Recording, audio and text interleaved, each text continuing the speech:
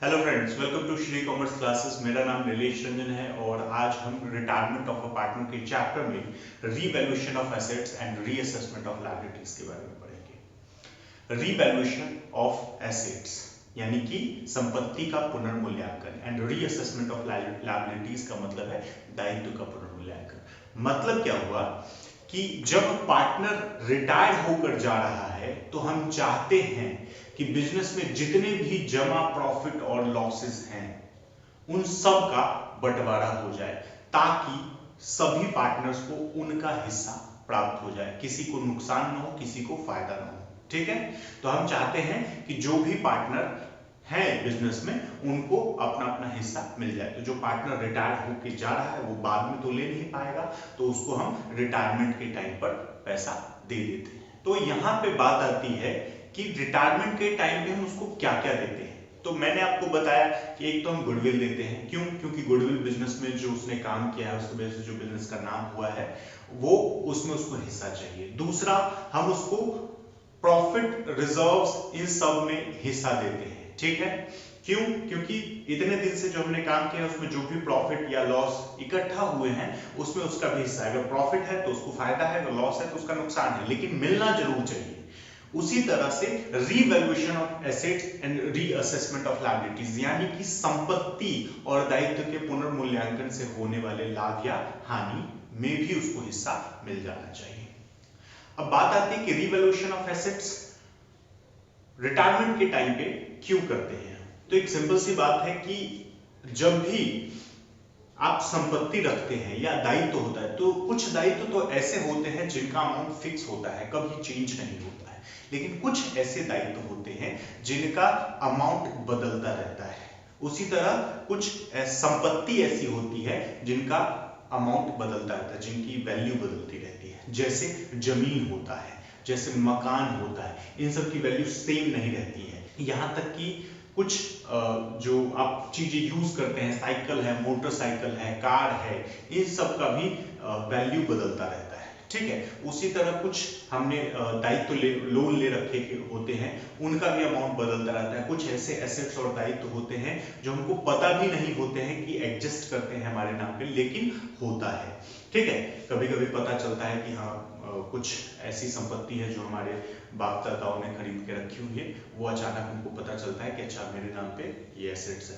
तो उसी तरह से कुछ ऐसे दायित्व भी होते हैं जो उन्होंने ले रखे होते हैं, हमको नहीं पता होता है, अचानक सामने आ जाते हैं तो वो चुकाने पड़ते हैं हमको।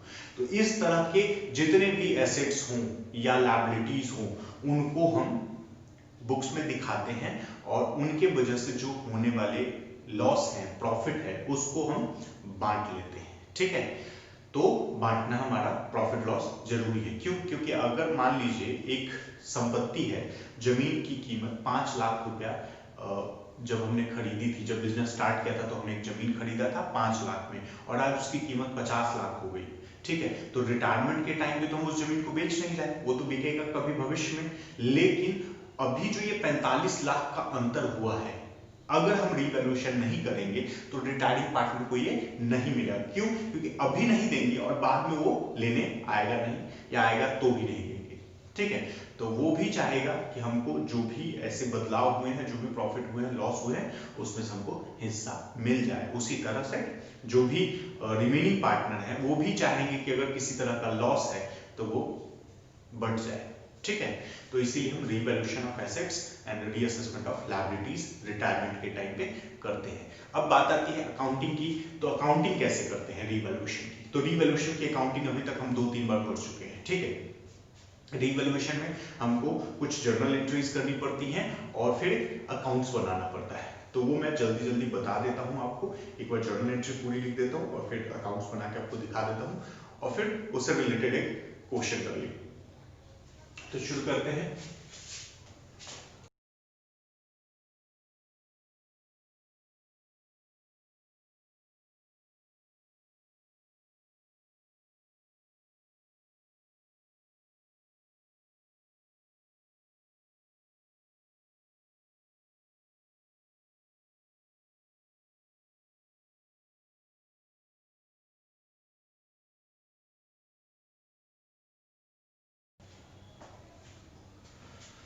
तो ये है आपकी जर्नल एंट्री।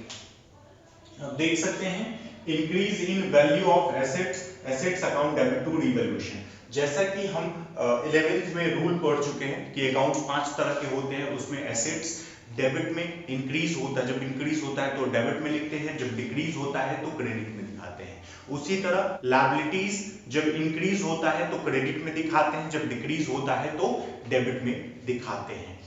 ठीक है, कैपिटल, इनकम, एक्सपेंसेस, इसी तरह की चीजें दी हुई है। तो यहाँ पे हमको मेनली एसेट्स और लायबिलिटी से मतलब है, तो हमने सिर्फ एसेट्स और लायबिलिटी वाला ही आपको यहाँ पे बताया है। तो जैसा कि आप देख सकते हैं जब increase in value of assets हुआ है तो एसेट डेबिट में टू रिवैल्यूएशन अकाउंट, इंक्रीज हुआ तो एसेट डेबिट में आ गया। उसी तरह डिक्रीज हुआ तो एसेट क्रेडिट में आ गया। Increase in value of liabilities है तो लायबिलिटीज क्रेडिट में आ गया, और लायबिलिटीज के वैल्यू में डिक्रीज है तो लायबिलिटीज डेबिट में आ गया। उसी तरह अनरिकॉर्डेड एसेट्स है, अनरिकॉर्डेड एसेट्स का भी मतलब वही हुआ कि एसेट्स की वैल्यू में इंक्रीज हो रहा है तो assets account debit to revaluation, तो दोनों सेम होते हैं। Increase in value of assets में भी सेम एंट्री है, और अनरिकॉर्डेड एसेट्स जो अलिखित संपत्ति है उनके लिए भी सेम एंट्री है। ठीक है, फॉर अनरिकॉर्डेड लायबिलिटीज यानी अलिखित दायित्व जिनके बारे में हमको पता नहीं था, अचानक पता चला है, तो उसमें भी हमारा दायित्व में इंक्रीज हो रहा है तो हमने इसको क्रेडिट में लिख दिया। फॉर प्रॉफिट एंड लॉस तो revaluation account debit to partners capital और पार्टनर्स कैपिटल टू रिवैल्यूएशन। ठीक है, अब इसमें कभी-कभी क्वेश्चन में आपको सीधे जर्नल एंट्री करने के लिए कहेगा, और कभी-कभी आपको अकाउंट्स बनाने के लिए भी कह सकता है। तो अकाउंट्स बनाए न बनाए फिर भी आपको प्रॉफिट लॉस को निकालना पड़ेगा। तो प्रॉफिट और लॉस निकालने के लिए आप रिवैल्यूएशन अकाउंट बना सकते हैं वर्किंग में, और उसको स्टेटमेंट के तौर पे भी एक जोड़ घटाव करके निकाल ले सकते हैं। तो आपकी मर्जी है, लेकिन वर्किंग दिखाना जरूरी होता है। ठीक है, एक बार मैं फिर से रिपीट कर देता हूं हिंदी में। संपत्ति के मूल्य में वृद्धि के लिए assets account debit to revaluation account, संपत्ति के मूल्य में कमी के लिए revaluation account debit to assets account, दायित्व के मूल्य में वृद्धि के लिए revaluation account debit to liabilities account, और दायित्व के मूल्य में कमी के लिए liabilities account debit to revaluation account. अलिखित संपत्ति के लिए assets account debit to revaluation account, अलिखित दायित्व के लिए revaluation account debit to liabilities account, और फॉर प्रॉफिट और लॉस यानी कि रिवैल्यूएशन अकाउंट पे होने वाले लाभ या हानि के लिए, लाभ होगा तो revaluation account debit to partners capital, और हानि होगा तो partners capital to revaluation account. तो ये है हमारा जर्नल एंट्री। अब इसके बेसिस पे हम अकाउंट्स बनाते हैं। ठीक है,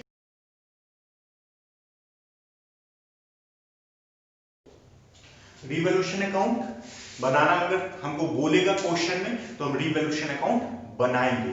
अब रिवैल्यूएशन अकाउंट कौन सा अकाउंट है? तो नॉमिनल अकाउंट है। नॉमिनल अकाउंट है तो इसीलिए इसके डेबिट में जितने भी लॉसेस होंगे या खर्चे होंगे उनको दिखाएंगे, और क्रेडिट में जितने भी इनकम होंगे या प्रॉफिट होंगे उनको दिखाएंगे। ठीक है, और रिवैल्यूएशन में लिखा क्या जाता है?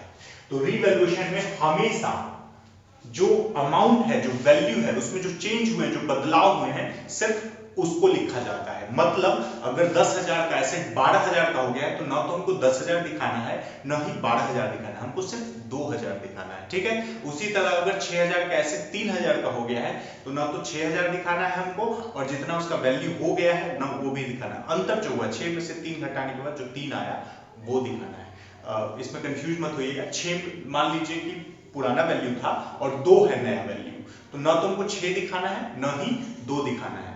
अंतर कितना आया? तो 4,000 का। 6,000 में से 2,000 को घटा के अंतर जो आया वो लिखते हैं यहाँ पे। तो जर्नल एंट्री में भी वही अमाउंट लिखा जाता है और डेबिट क्रेडिट में भी वही अमाउंट लिखा जाता है।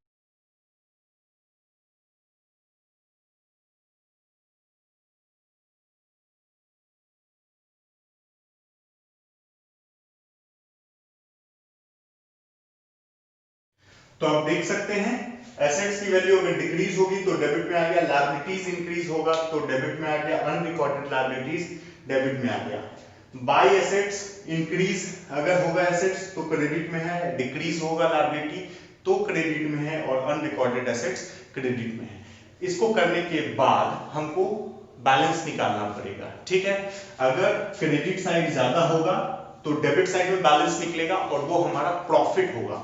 उसी तरह अगर डेबिट साइड ज्यादा होगा तो अंतर क्रेडिट में निकलेगा और वो हमारा लॉस होगा। और ये प्रॉफिट और लॉस दोनों सभी पार्टनर्स के बीच में बटेंगे ओल्ड रेशियो में। तो मैंने पार्टनर्स कैपिटल लिखा है, उसके सामने जो अमाउंट लिखा है उसके सामने बैलेंसिंग फिगर लिख दिया है। अगर आप देखेंगे तो दोनों के नीचे बैलेंसिंग फिगर लिख दिया है और उस अमाउंट को सभी पार्टनर्स के बीच में ओल्ड रेशियो में बांटा जाता है, तो मैंने ओल्ड रेशियो भी लिख दिया है। तो इस तरह से आप रीवैल्यूएशन अकाउंट बना सकते हैं। ठीक है, तो ये हम पहले भी कर चुके हैं, इससे रिलेटेड क्वेश्चन भी कर चुके हैं, तो इसीलिए मैं बहुत ज्यादा डिटेल में क्वेश्चन वाले पार्ट पे नहीं जा रहा हूं। मैं आपको एक और छोटा सा कॉन्सेप्ट इस वीडियो में बता दे रहा हूं। और अगर आपको क्वेश्चन बनाने में प्रॉब्लम हो तो आप मेरे से कांटेक्ट कर सकते हैं फेसबुक, इंस्टाग्राम पे या यूट्यूब में भी कमेंट कर सकते हैं। ठीक है, कोई भी प्रॉब्लम है तो पूछ सकते हैं। ठीक है, तो हम दूसरा कॉन्सेप्ट देख लेते हैं।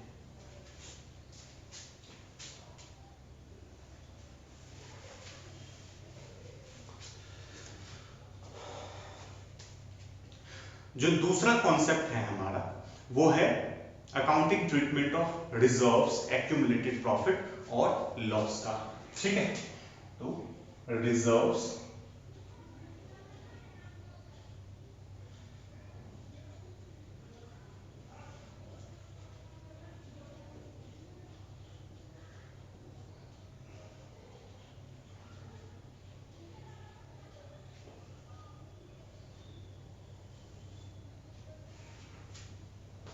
रिजर्व्स, एक्यूमुलेटेड प्रॉफिट और लॉस। तो सबसे पहली चीज है, इसके बारे में हम पहले भी पढ़ चुके हैं, बट फिर भी मैं आपको एक बार और याद दिला देता हूं। रिजर्व्स, एक्यूमुलेटेड प्रॉफिट और लॉस पार्टनरशिप बिजनेस के जमा हुए प्रॉफिट और लॉस है। ठीक है, इसमें अलग अलग तरह के फ्री रिजर्व्स आते हैं, जैसे वर्कमैन कंपनसेशन रिजर्व हो गया, इन्वेस्टमेंट फ्लक्चुएशन रिजर्व हो गया, जनरल रिजर्व हो गया, प्रॉफिट एंड लॉस का डेबिट बैलेंस है, प्रॉफिट एंड लॉस का क्रेडिट बैलेंस है। तो ये सब जो आइटम्स होते हैं इनको पार्टनर्स के बीच में बांट दिया जाता है रिटायरमेंट के टाइम। क्यों? क्योंकि ये प्रॉफिट में से बनाए जाते हैं। ठीक है, और अगर इसका कोई यूटिलाइज नहीं हुआ है तो इसका मतलब है ये अभी भी प्रॉफिट ही है। ठीक है, तो ऐसे प्रॉफिट्स और लॉस को पार्टनर्स के बीच में बांट दिया जाता है ओल्ड रेशियो में। ठीक, तो उसकी जर्नल एंट्री हमको करनी पड़ती है।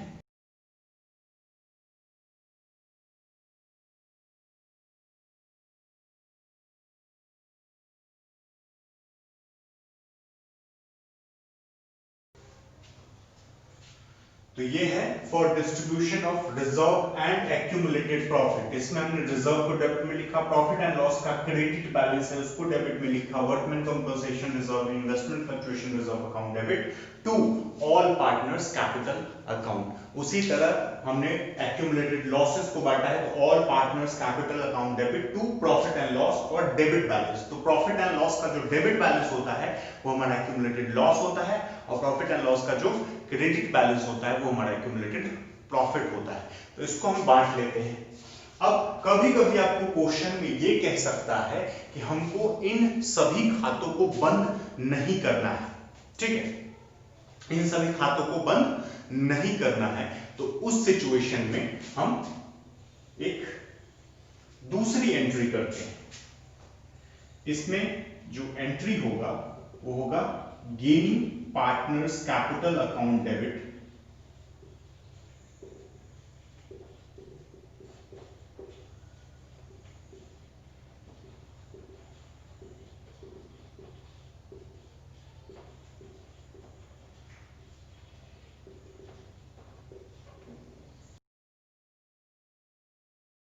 तो अगर क्वेश्चन में अकाउंट क्लोज करने के लिए नहीं कहेगा तो हम कैपिटल अकाउंट के माध्यम से एडजस्ट करते हैं for adjustment of reserves, accumulated profit और लॉस थ्रू कैपिटल अकाउंट।